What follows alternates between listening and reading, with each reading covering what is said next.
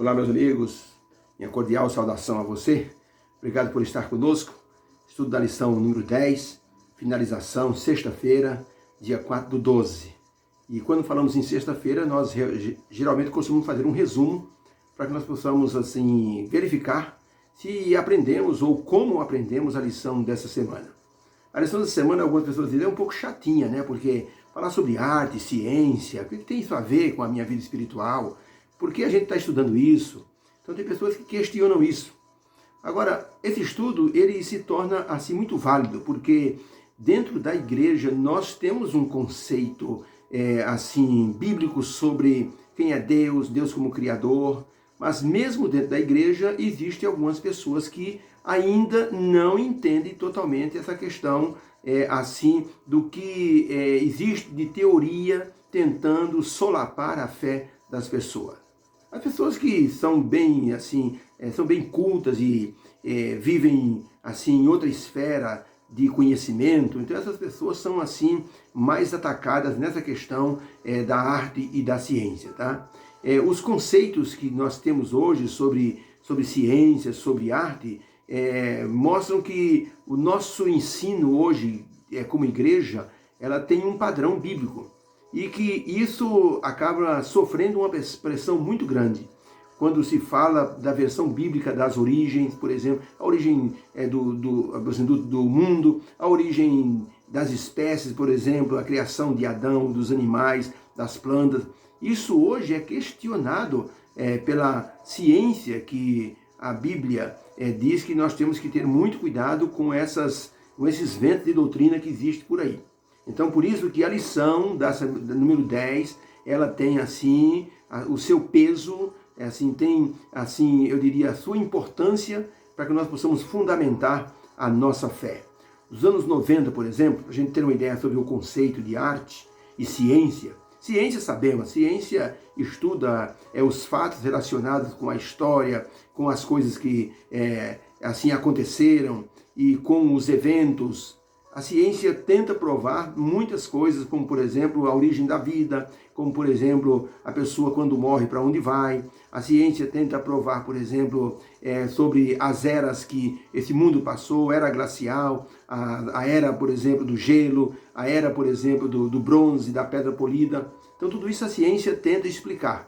É uma maneira de, assim dizer, de onde viemos e quem somos e para onde vamos. Essa é uma forma que a ciência tenta explicar justamente essas questões.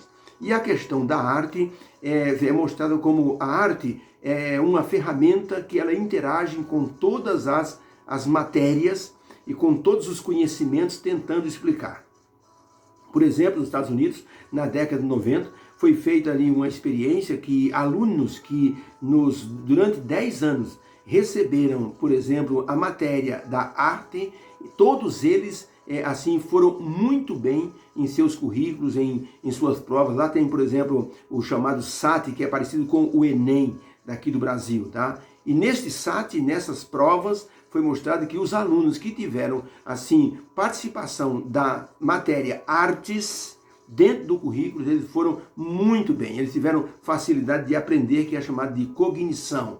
Existe até um trabalho de um professor chamado James Catterall, que esse professor da Universidade da Califórnia, ele então tentou mostrar uma coisa, ele fez pesquisas por exemplo, sobre artes e neurociência.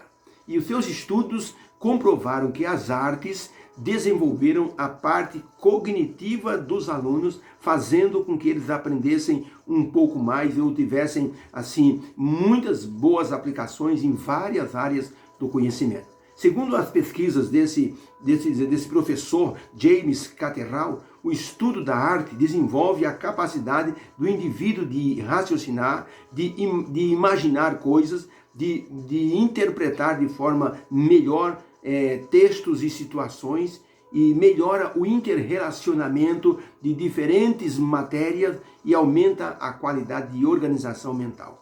Então esse professor fez esse estudo.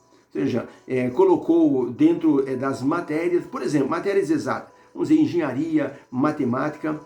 Antes não existia artes. Então, as pessoas tinham dificuldade de aprender. Quando incluiu artes dentro desses currículos, as pessoas tinham assim uma facilidade muito grande de aprender essas matérias exatas, como matemática, como, por exemplo, engenharia, como, por exemplo, tecnologia e assim por diante. Então, podemos dizer que a arte é uma ferramenta que explora diversas áreas do conhecimento e as interpreta com uma visão científica.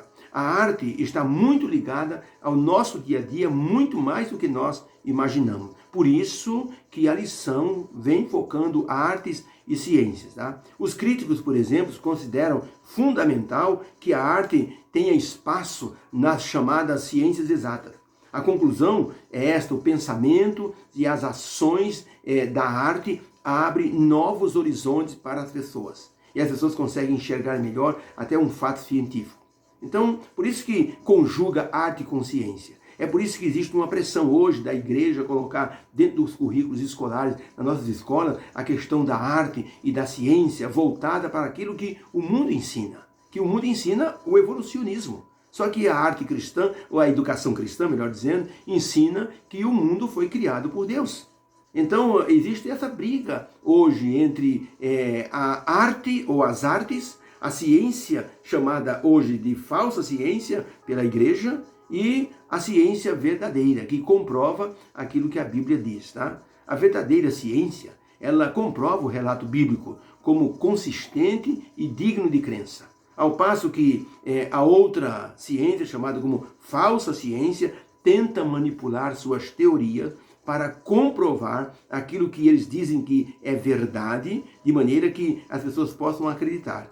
Lembra que eu falei que o ministro da comunicação de Hitler, ele dizia: se você falar 1000 vezes uma mentira com convicção, as pessoas vão acreditar que é uma verdade. Como adventistas do sétimo dia, nós mantemos firme a nossa convicção da presença do Deus vivo na criação, tanto da natureza, como do primeiro casal, e também como dos animais e também de toda a natureza, como também do universo.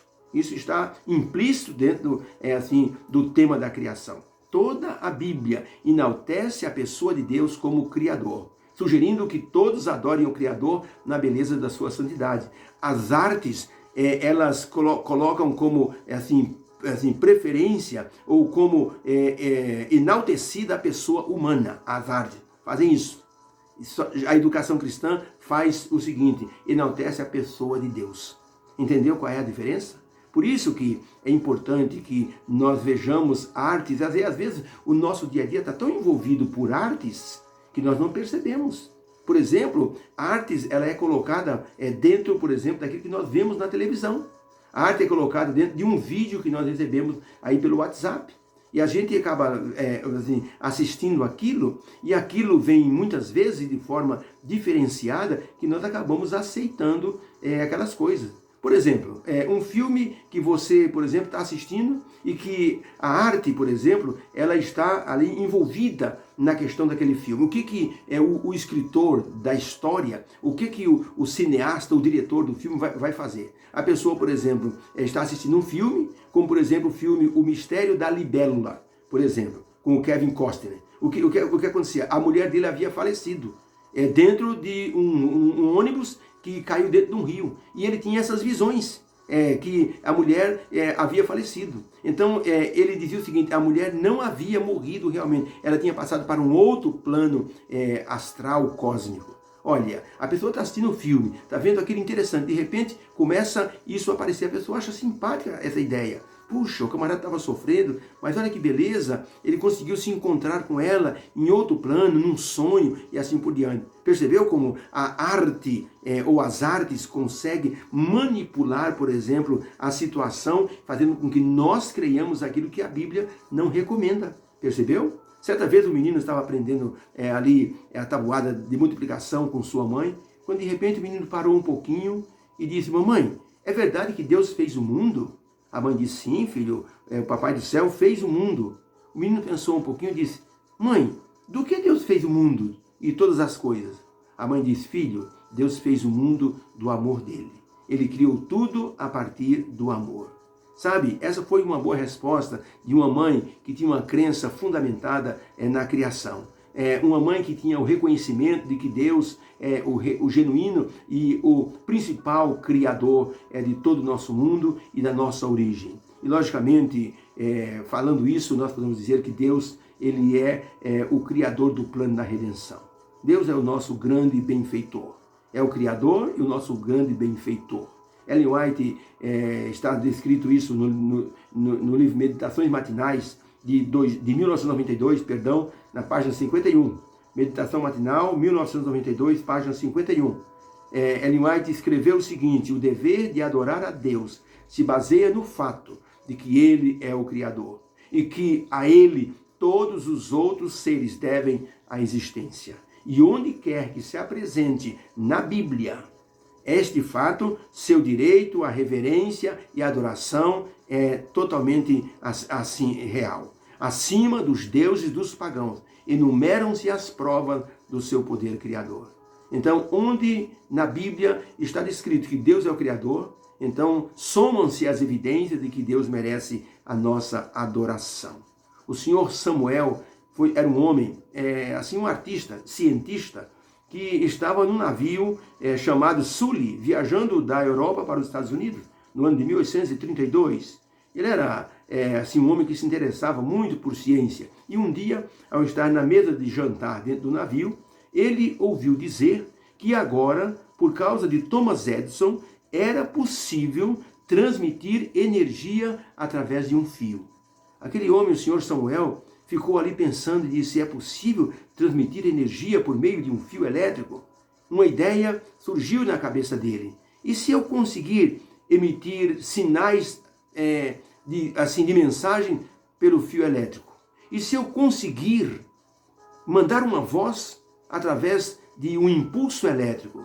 E essa ideia, fervilhou na cabeça dele. Esse homem procurou um departamento americano que deu para ele $30 mil para que ele pudesse, então, fazer uma pesquisa sobre o telégrafo. Pois, então, notem bem, no dia 24 de maio de 1844, Samuel Morse, ele transmitiu pelo telégrafo inventado por ele a primeira mensagem. Sabe qual foi a mensagem que ele mandou pelo telégrafo? A primeira mensagem foi o seguinte: que grandes coisas Deus, o Criador, tem feito. Olha, as pessoas que receberam essa mensagem ficaram impressionadas. Um cientista estava comprovando e glorificando e honrando o nome de Deus. Samuel Morse, depois foi criado o código Morse, que era mandado pelo telégrafo, e depois, então, ele ajudou, então, a melhorar, a aprimorar a questão ali do telefone, que depois foi, um passo, de Samuel Morse com o Graham Bell, que juntos, então, fizeram aí a descoberta de colocar a voz através do impulso elétrico, inventando, então, o telefone. Mas essa expressão de Samuel Morse foi muito interessante. Que grandes coisas tem feito o Senhor, nosso Deus. Gente, a verdadeira ciência engrandece o nome de Deus. A Bíblia nos chama para uma reflexão e o reconhecimento de que Deus, nosso Criador, está interessado em nossa salvação. Como esteve interessado em nossa criação, a Bíblia mostra que no princípio nós vemos a mão de Deus na criação e que no Calvário nós vemos o coração de Deus em nossa salvação. Por isso, nós devemos honrar nosso Deus, louvar o nome dele. Nossos atos têm que dignificar o nome de Deus. Nós temos que reconhecer que o plano da redenção foi um plano de amor incondicional, produzido para nos salvar. E o melhor que nós temos que pensar é que Deus deseja salvar todos, mesmo aqueles que adotam a arte e a ciência como base do seu raciocínio lógico. Até para esses, Deus tem um plano de amor de salvação. Por isso, ao encerrarmos a lição número 10, falando sobre educação na arte e na ciência, nós temos que pensar o seguinte: Deus deseja que entendamos que Ele está presente como Criador em nosso mundo. Não importa as teorias que os homens inventam, Deus continua sendo Deus. Então, que Ele nos abençoe e que nosso testemunho e nosso ensino sobre Deus e a criação sejam feitos de modo a glorificar o seu bondoso nome. Que Deus nos abençoe. que essa lição número 10 tenha assim aberto o nosso raciocínio para que possamos ter entendido que somente Deus merece a nossa honra, a glorificação que podemos fazer do seu nome, porque Ele é o nosso Criador e é o nosso Redentor. Deus abençoe a você, tenha um feliz sábado na companhia dos seus familiares e aqueles que vão à igreja, que Deus os abençoe grandemente. Amém.